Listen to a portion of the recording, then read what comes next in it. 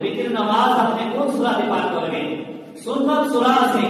বিতির নামাজের প্রথম রাকাতে সূরা আ'লা, সাব্বিহ ইসমা রাব্বিকাল আ'লা, সাব্বিহ ইসমা রাব্বিকাল আ'লা 30 নম্বর পারার মধ্যখানে এই সূরাটা আছে।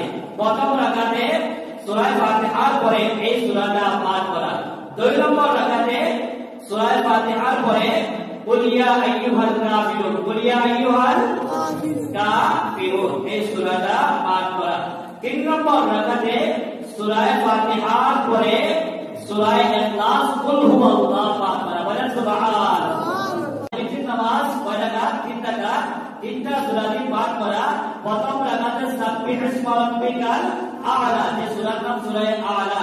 2 নম্বর রাকাতে কুল ইয়া আইয়ুহাল কাফিরুন, 3 নম্বর রাকাতে কুল হুয়াল্লাহু আহাদ। এই 3টা সূরা নামাজ আদায় করা পরে দেওয়া সুন্নাত এবং উত্তম। বলেন সুবহানাল্লাহ। যারা পারেন এই আমলগুলো করার চেষ্টা করি, যে যত বেশি সুন্নাতের উপরে আমল